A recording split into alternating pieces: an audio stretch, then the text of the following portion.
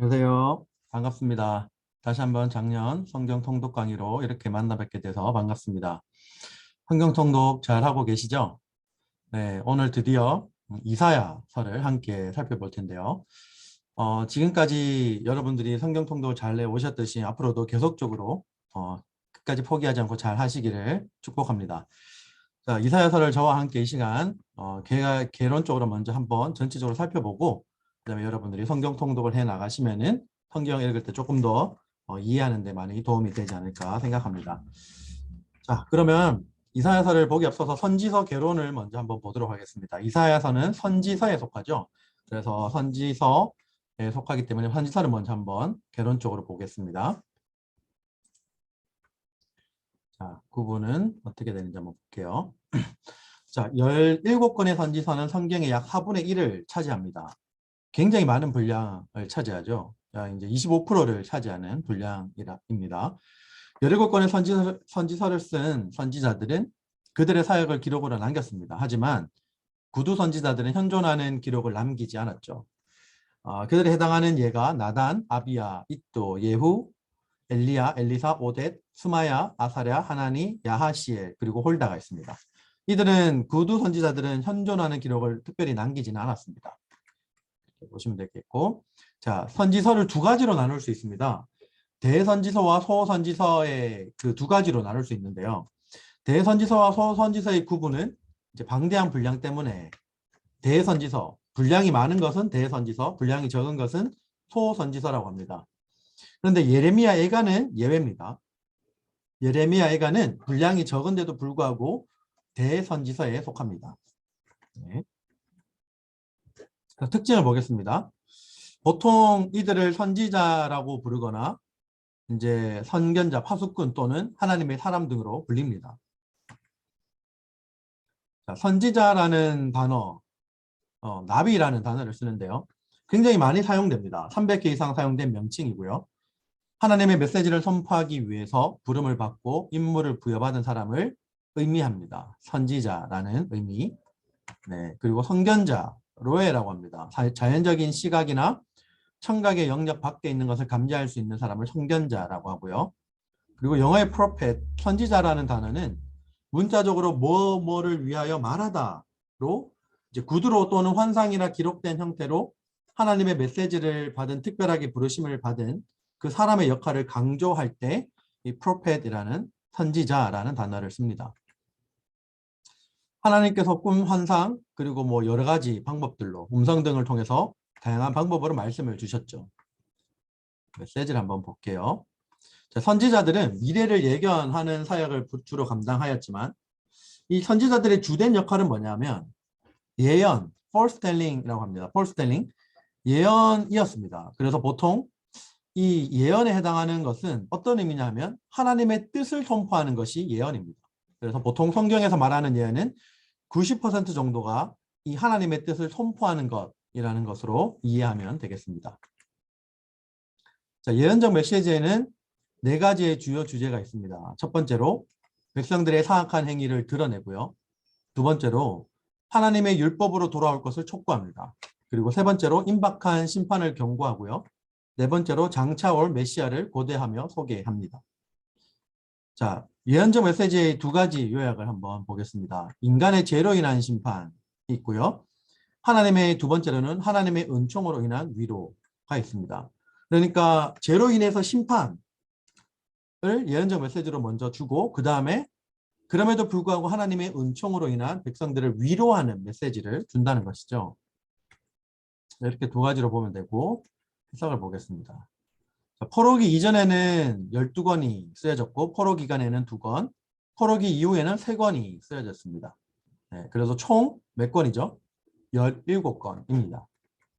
자, 보시면 정리가 잘 되어 있습니다. 이것을 여러분들이 잘 참고하셔서 화면을 캡처하셔도 좋고 사진을 찍어 놓으셔도 좋은데 이렇게 포로기 이전과 포로기간, 포로기 이후에 시기별로 그 성경이 쓰여진 부분들을 나타내주고 있습니다. 오바다부터 시작해서 말라기까지. 네, 이 화면을 한번 참고해 주시고 여러분들이 이 순서대로 어떻게 어떤 기간에 쓰여졌는지 참고해 보시면 도움이 될 것 같습니다. 네. 자, 이제 이사야를 한번 전체적으로 개괄적으로 한번 보도록 하겠습니다. 이사야를 보도록 할게요. 자, 구약 성경의 구조에서 지금 우리가 벌써 여기까지 왔습니다. 자, 어디죠? 네, 선지서까지 벌써 왔습니다. 선지서, 이사야서, 대선지서 중에 첫 번째 이사야서를 함께 보도록 하겠습니다. 자, 서론입니다. 이사야서는 신약과 구약의 사이를 잇는 다리 역할을 합니다. 이사야라는 이름은 이제 야훼는 구원이시다라는 예사야라는 히브리어 단어에서 비롯되었다라는 것을 기억해 주시고요. 그 다음에 이사야서의 저자는 누굴까요? 네, 쉽죠. 이사야 1장 1절에 이사야가 이 책의 저자라고 말합니다. 그리고 신약 성경이 이사야가 저자임을 지지하고요. 유대인 전통, 기독교 전통이 이사야 저자임을 지지합니다. 특별하게 이것은 다른 이견이 없습니다. 자, 기록 연대와 배경을 함께 보겠습니다. 이사야 1장 1절에 이제 4명의 왕이 언급되죠. 이사야는 총 60년간 활동하였습니다. 자, 남왕국 유다죠. 북왕국은 이스라엘, 북이스라엘이라고 하고 남쪽에는 남유다라고 보통 표현하죠. 그래서 남왕국 유다에서 주전 680년경에 살았던 자들을 대상으로 이제 기록한 것으로 보입니다. 이사야서의 특징을 한번 보도록 하겠습니다. 이사야서는 신약에서 가장 많이 인용된 선지서 중에 하나입니다. 그래서 선지자 이사야라는 이름은 21번이나 언급되었고 이사야 53장은 적어도 신약에서 85번이나 직간접적으로 인용되었습니다. 여러분들 보시면 이사야 53장만 해도 신약에서 85번이나 인용되었다고 해요. 굉장한 숫자입니다. 그래서 여러분들이 이사야서를 읽으시면 마치 어디서 많이 본 말씀인데 라는 생각이 많이 드실 거예요. 왜냐하면 신약 성경에서도 이미 이사야서 말씀이 많이 직간접적으로 인용되었기 때문에 우리에게 익숙한 말씀이 많이 등장합니다. 네. 시간을 보도록 하겠습니다. 자, 두 파트로 나눌 수 있습니다. 이사야서는 1장부터 39장까지 하나님의 심판에 대한 내용을 다루고 있고요. 그리고 40장부터 66장까지 하나님의 구원에 대한 부분을 다루고 있습니다. 자, 첫 번째 파트는 불순종에 대한 심판을 강조하고 있고 두 번째 파트는 그럼에도 불구하고 하나님의 은혜와 하나님의 구원이 있음을 강조합니다. 자, 나머지 부분들은 여러분들이 이 표를 참고해 보시면 되겠습니다. 자, 첫 번째 파트 하나님의 심판 1장부터 39장까지 한번 보도록 할게요. 자, 1장부터 6장까지는 유다를 향한 심판이 언급되고 있습니다. 그래서 이사야는 제약 가운데 있는 유다 백성에게 하나님께서 그들에게 원하는 것은 종교적 의식이 아니라 회개와 공의를 행하는 것이라고 외치죠. 그리고 이사야는 하나님의 계획을 선포하고 주의 날에 대다수의 죄인들은 멸망을 하나 경건한 자들은 평화와 안전을 누린다라고 선포합니다. 네, 이에 대한 자세한 내용은 참고로 해보시면 되겠습니다. 네, 이렇게 보시면 이사야 2장에는 또 하나님 앞에서 교만한 자들이 굴복하고 하나님 한 분의 영광만 드러날 것이고 그에 대한 말씀이죠.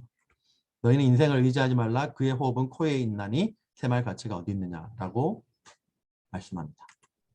그리고 지도력의 부패, 공공연한 제약으로 예루살렘의 심판은 불가피하다라고 하고요. 음란하고 사치스러운 여인들은 심판받을 것이다. 심판에 대한 얘기를 계속하고 있죠. 그리고 반면에 경건한 사람들은 보호를 받고 평안을 누릴 것이다 라고 합니다. 이사야 5장에는 이사야는 하나님께서 유다를 위하여 채상을 공급해 주셨는데 그들은 모든 것을 잃어버리게 되죠. 그리고 썩은 열매를 맺었기 때문에 그들에게 화가 임할 것이다 라고 이사야 5장에서 외칩니다. 그리고 6장에서는 하나님께서 범죄한 백성에게 심판을 알리기 위하여 이사야를 선지자로 부르시는 내용이 나옵니다. 네, 여러분들 이 많은 말씀 중에 이사야 6장에 익숙한 말씀들이 많죠. 네, 첫 번째 보면 거룩하다 만군의 여호와 그의 영광이 온 땅에 충만하도다.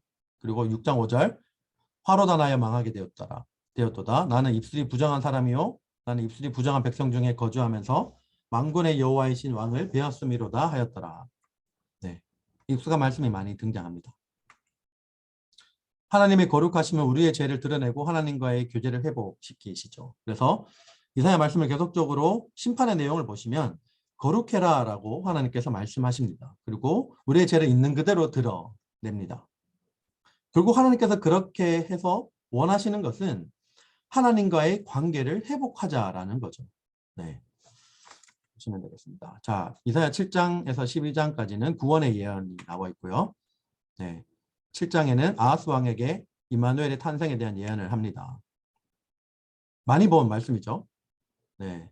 주께서 친히 징조를 너에게 주실 것이라 보라 처녀가 잉태하여 아들을 낳을 것이요 그의 이름을 임마누엘이라 하리라. 네. 신약 성경에서도 이 말씀이 인용이 많이 되죠. 네. 예수 그리스도의 탄생에 대해서 나오면서요. 자, 그다음에 이사야는 아수르의 침략과 오실 구원자에 대한 예언을 합니다. 또 이에 대한 말씀입니다. 이사야 9장 6절에서 7절 말씀 많이 보신 말씀입니다. 한 아기가 우리에게 낳고 한 아들을 우리에게 주신 바 되었는데 그의 어깨에는 정사를 메었고 그의 이름은 기묘자라 모사라 전능하신 하나님이라 용전하시는 아버지라 평강의 왕이라 할 것입니다. 네, 쭉 나오죠. 그래서 여러분들이 지금 계속적으로 이사야를 보시면 신약 성경에서 굉장히 많이 봤던 또 예수 그리스도의 예언에 대한 말씀을 하시면서 굉장히 많이 인용했던 말씀들이 등장합니다. 네, 보시면 이사야는 북왕국 이스라엘의 심판을 예견하는 게 9장과 10장 사이에서 걸쳐서 나오고요. 네, 이에 대한 말씀이 있습니다. 참고로 보시고 이사야는 압수르의 몰락과 하나님의 영광스러운 나라의 설립을 예언합니다. 네, 그리고 이에 대한 말씀.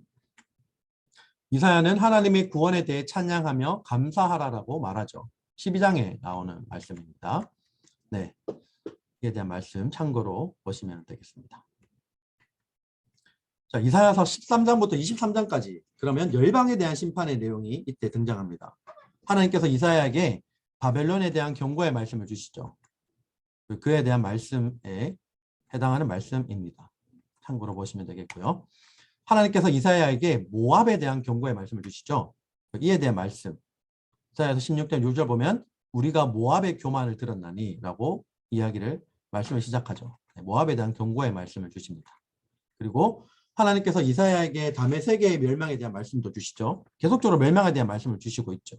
그리고 하나님께서 다시 북왕조 야곱에 대한 멸망의 말씀을 계속적으로 주십니다. 그리고 또 하나님께서 이사야에게 구스와 애굽에 대한 경고의 말씀을 주시죠. 이에 대한 말씀 구절이고요. 하나님께서 이사야에게 여러 나라에 대한 경고를 하시면서 그들의 강점도 결국 하나님의 심판을 피할 수 없음을 보여주십니다. 자, 이사야서 24장부터 27장까지 주의 날에 대한 내용이 나옵니다. 하나님께서 땅을 심판하시고 심판의 날에 하나님께서 왕이시라는 사실이 만방에 알려집니다. 24장에 나오고요. 이에 대한 말씀입니다. 25장에는 하나님께서 그분의 백성을 위로하시는 장이 나옵니다. 이사야서 25장이고요. 자, 이에 대한 말씀입니다. 26장에는 하나님께서 그분의 백성에게 승리를 통한 자신감을 주십니다. 네, 이에 대한 말씀 물어보시면 되겠습니다. 자, 이사야서 27장에는 하나님께서 그분의 백성을 보존하실 것을 약속하시죠. 네, 그리고 이제 넘어서 28장부터 35장까지는 심판과 축복에 대한 내용이 나옵니다. 그래서 이사야는 에브라임과 유다에 임할 재앙을 먼저 28장에서 외치죠. 네, 이에 대한 말씀이고요. 그리고 이사야는 아리엘, 즉 예루살렘에 임할 재앙을 예언합니다. 네, 이에 대한 말씀 이렇게 나오고요. 자, 이사야는 애국과의 동맹을 맺은 패역한 백성에 대한 재앙을 선포합니다. 30장과 31장에 걸쳐서 나옵니다. 이에 대한 말씀이고요. 자, 32장에 이사야는 장차 임할 메시아 왕국의 공의의 통치와 미래의 심판과 축복을 외칩니다. 이사야서 32장의 말씀입니다. 이에 대한 말씀이고요. 자, 또 참고로 보시면 되겠습니다. 네, 참된 공의와 평화와 안전은 누구에게만 얻을 수 있죠? 네, 바로 우리 하나님에게만 얻을 수 있습니다. 그 다음에 이사야는 예루살렘의 약탈자 압수르에게 임할 화를 외칩니다. 이게 33장에 등장하는 내용이고요. 그 다음에 34장에는 이사야는 열방에게 임할 화를 외칩니다. 그리고 장차 임할 메시아 왕국에 대한 예언을 하죠. 그래서 이사야 말씀을 보시면은 신약에서 많이 봤던 예수 그리스도가 오심을 예언하면서 구약 성경을 인용하는 말씀들이 대부분 다 이사야서 말씀을 많이 인용을 합니다. 네, 역사적 삽입 이사야서 36장 39절을 보도록 하겠습니다. 앗술의 침공을 받은 유다는 절망에 빠지나 히스기야는 하나님께 기도하고 하나님께서 이에 응답하셔서 앗수르를 격퇴시키죠. 그래서 히스기야는 병들었으나 간절히 기도하며 15년간 수명을 연장받습니다. 이사야서 38장 1절부터 22절까지의 말씀이고요. 네, 이에 대한 말씀 9절입니다. 히스기야는 바벨론에서 온 사자들에게 궁중의 보물과 무기를 보여주는 실수를 저지릅니다. 네. 그리고 이사야 40장부터 66장까지 하나님의 구원에 대한 내용이 나오죠. 그래서 주님의 구원을 통한 복이 40장부터 48장까지 나오고요. 이에 대한 자세한 내용은 하나님께서 이사야를 통해 백성을 위로하십니다. 그리고 더 자세하게 하나님께서 그분의 백성을 위로하시고 구원을 통해 그분의 영광을 드러내시죠. 네, 이에 대한 말씀입니다. 그 다음에 창조주 하나님께서 그분의 백성에게 힘을 주시며 위로하시죠. 그리고 이에 대한 말씀이 나오고요. 여러분들 보시면 많이 본 말씀이죠. 유명한. 네, 소년이라도 피곤하며 곤비하며 장정이라도 넘어지며 쓰러지되 오직 여호와를 앙망하는 자는 새 힘을 얻으리니 독수리가 날개치며 올라감 같을 것이요 다른 박질하여도 곤비하지 아니하겠고 걸어가도 피곤하지 아니하리로다. 아멘. 네. 하나님께서 이제 그분의 백성들에게 힘을 주시고 위로하시는 말씀이 오늘 이 이사야서 40장 28절에서 31절까지의 말씀입니다.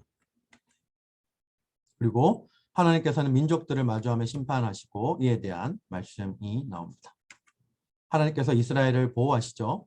이에 대한 말씀이 나오고요. 네, 이것도 유명한 말씀이죠. 두려워하지 말라 내가 너와 함께합니다. 놀라지 말라 나는 내 하나님이 됨이라. 네, 이렇게 말씀을 하십니다. 하나님만이 미래의 일을 정확하게 아시죠. 네, 이에 대한 말씀이 나오고요. 하나님께서 구원자, 그분의 종을 통한 구원을 약속하십니다. 이것이 이사야서 42장, 45장까지 말씀에 등장합니다. 하나님께서 그분의 백성을 구원할 종을 세우심으로 새 노래로 찬송해야 하고 이에 대한 말씀이 나오죠. 이 부분도 굉장히 여러분들이 많이 봤던 유명한 말씀일 것입니다. 참고로 보시면 되겠고요. 하나님께서 영적으로 둔감한 자들에게 간섭하셔서 그들을 새롭게 하십니다. 네, 그리고 이에 대한 말씀이 나옵니다. 참고로 한번 읽어보시면 좋을 것 같습니다. 또 동일하게 말씀이고요.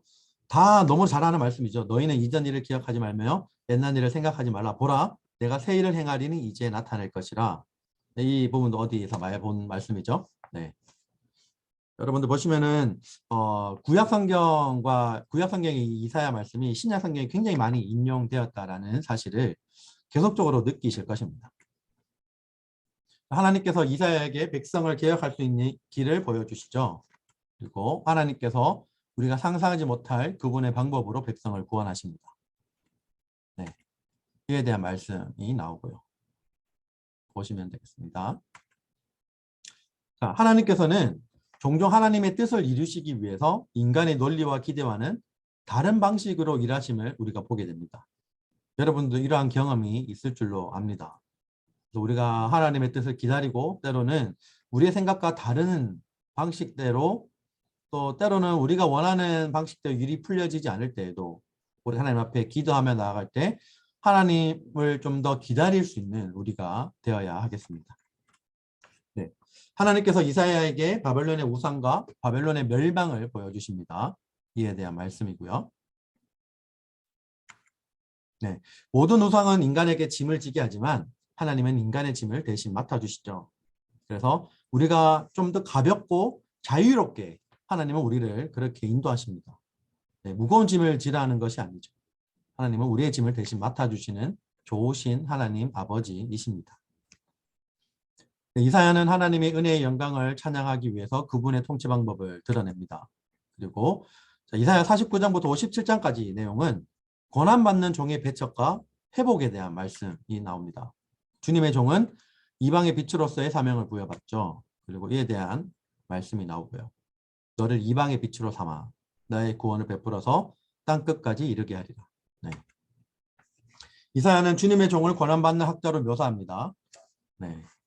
보시면 되겠고, 이사야는 하나님께 구원을 요청하고 하나님께서는 구원을 만방에 알리시기 위해 그들을 구원하실 것을 예언하십니다. 그리고 이사야는 고난의 종에게 주어질 보상을 이야기하고요. 네, 이에 대한 자세한 내용은 이렇게 나옵니다. 그는 상하였지만 존귀함을 받죠. 에 대한 참고 말씀이 나와 있습니다. 그는 거절당했지만 죄가 없으신 분이 우리의 죄를 짊어지시고 돌아가셨습니다. 네, 이 말씀도 너무나 많이 봤죠. 우리가 예수님께서 십자가에 달려 죽으시는 그 사건을 기억하면서 이 말씀을 많이 우리가 보았을 것입니다. 주님이 행하신 것이죠, 이게. 한번 말씀을 읽으면서 여러분들이 또 이 말씀을 묵상할 수 있는 기회가 되었으면 좋겠습니다. 그는 질고를 당했지만 승리하셨습니다. 네. 그리고 이사야는 하나님께서 그분의 은혜와 긍휼로 이스라엘을 회복시킬 것을 약속하죠. 그리고 이사야는 백성에게 여호와께 돌아오라, 여호와께 돌아오라라고 초청하면서 구원을 보장합니다. 이에 대한 말씀이죠. 오호라 너희 모든 목마른 자들아 물로 나오라, 돈 없는 자도 오라, 너희는 와서 사 먹되 돈 없이 값없이 와서 포도주와 젖을 사라 라고 합니다. 네. 또 이에 대한 말씀도 유명한 말씀이죠. 내 생각은 너희의 생각과 다르고 내 길은 너희의 길과 다름이니라, 여호와의 말씀이니라 라고 하면서 쭉 말씀이 나옵니다. 읽어보시면 되겠습니다. 이사야는 하나님 공의와 심판의 모습을 대조적으로 보여줍니다. 하나님께서 의를 행하는 자와 안식일을 지키는 자, 여호와를 사랑하는 이방인들에게는 하나님의 공의를 베푸시죠. 그리고 하나님께서 사악한 자들, 자신의 탐욕을 채우고 우상 숭배하는 자들은 하나님의 심판이 임하게 됩니다. 네, 하나님께서 겸손한 자들은 치유하시고 소생시키시죠. 그리고 주님의 미래의 계획이 나옵니다. 이사야서 58장부터 66장까지. 자, 여러분들 이사야서는 총 몇 장까지 있을까요? 다시 한번. 네, 맞습니다. 66장까지 있죠. 자, 마지막 파트입니다. 주님의 미래의 계획에 대한 내용이 나오는 그 마지막 파트 58장부터 66장까지의 내용을 보겠습니다. 이사야는 백성의 형식적이고 종교적인 삶을 사는 죄와 모든 악을 버리고 이웃에 대한 책임감을 갖고 공의로운 삶을 살라고 하죠. 그리고 이사야는 이제 예루살렘의 영광을 드러내고 기름 부음을 입은 자의 그 변화되는 사역을 예언하는 장면이 등장합니다. 네, 이에 대한 말씀입니다. 이 말씀도 많이 보셨죠? 네. 일어나라 빛을 발하라 이는 내 빛이 이르렀고 여호와의 영광이 내 위에 임하였습니다. 이사야서 말씀을 보면 이 말씀을 가지고 찬양의 가사로도 많이 들어보셨을 것입니다. 네. 넘어가고요. 이사야는 기름 부음을 입은 자의 헌신과 주님의 맹세를 드러냅니다. 그리고 이사야는 진노하는 승리의 전사와 하나님의 은총과 하나님께 대한 백성의 기도를 기록합니다. 이사야는 하나님께서 백성의 기도에 응답하심을 기록하죠. 그다음에 이사야는 하나님께서 참 예배를 통하여 그분의 백성을 새롭게 하신다라는 것을 기록합니다. 참 예배. 이에 대한 말씀이 이렇게 등장합니다. 읽어보시면 좋겠습니다. 자, 주제를 한번 볼게요. 이사야서의 주제는 뭘까요? 네, 구원입니다. 구원. 하나님께서 심판하시지만 결국은 구원하시는 하나님에 대한 내용이 나오는 것이죠. 목적은 뭘까요? 죄에 대해 선포하기 위해서, 네, 그리고 죄에 대한 심판을 선언하기 위해서 되었고, 그리고 마지막으로 하나님의 구원을 예고하기 위해서 이렇게 기록되었습니다. 그래서 이사야는 하나님의 왕국과 메시아의 도래를 예언합니다. 네, 핵심 구절을 볼까요? 사실 네, 핵심 구절은 너무 많아서 특별하게 따로 꼽기가 힘든 말씀의 권이죠. 너무 유명하고 중요한 말씀들이 많고 다 중요하지만 우리가 또 익숙하고 신약에서 많이 인용된 말씀들이 굉장히 많이 등장합니다. 그 중에 하나는 우리는 다 양 같아서 그릇 행하여 각기 제 길로 갔거늘 여호와께서는 우리 모두의 죄악을 그에게 담당시키셨도다. 네, 장차 다가올 예수 그리스도에게 담당시키셨음을 미리 예언하시는 것이죠. 적용을 볼까요? 이사야서는 메시아에 대한 많은 예언으로 가득 차 있고 어려운 가운데 사는 자들에게 위로와 소망을 가져다주는 책입니다. 하나님 없이는 나의 인생에서 아무것도 이룰 수 있는 힘이 없다는 것을 하나님께 고백하고 그분을 신뢰하고 그분의 위로와 힘을 구하시길 바랍니다. 그리고 항상 우리가 생각해야 될 것은 우리의 부족함과 연약함을 인정해야 된다는 것이죠. 그리고 그 반대로 그렇기 때문에 우리의 연약함을 인정할 때 오히려 하나님의 하나님 되심을 인정하고 그분의 통치하심을 받아들여야 된다는 것입니다. 네, 하나님께서 위로와 소망의 주님이 우리 가운데 되어 주실 것입니다. 이사야는 이스라엘 백성이 하나님을 등지고 우상을 섬긴 사실에 대해 하나님의 노하심을 드러내죠. 하나님의 심판에 대해서 이사야는 말하고 있죠. 하나님께서 금하신 것인 줄 알면서 자꾸 마음이 가는 것, 혹은 우리 가운데 미신적인 요소가 있는 활동, 혹은 취미생활, 또 하나님께서 금하신 것인 줄 알면서도 자꾸 우리의 마음이 쏠리는 그런 부분들이 있다면 한번 우리가 다시 한번 돌아보았으면 좋겠습니다. 네, 그래서 진지하게 X표를 쳐나가면서 하나님이 원하시는 길로 우리가 가게 해달라고 성령의 도우심을 구하며 순종하며 나아가기를 원합니다. 자, 여기까지 이사야서를 다 보았습니다.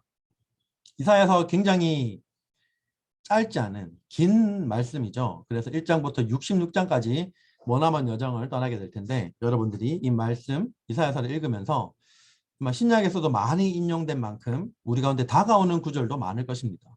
그래서 말씀을 읽으면서 특별히 하나님께서 여러분들에게 이 말씀을 읽는 여러분들에게 더욱더 하나님이 주시는 은혜와 하나님의 평강과 하나님의 축복이 더욱 커지시기를 주님의 이름으로 축복합니다. 자, 그러면 저는 다음에 또 작년 성경 통독 강의로 찾아뵙겠습니다. 그때까지 포기하지 마시고 잘 성경 통독해 나가시기를 부탁드립니다. 그럼 다음에 뵙겠습니다. 지금까지 들어주셔서 감사합니다.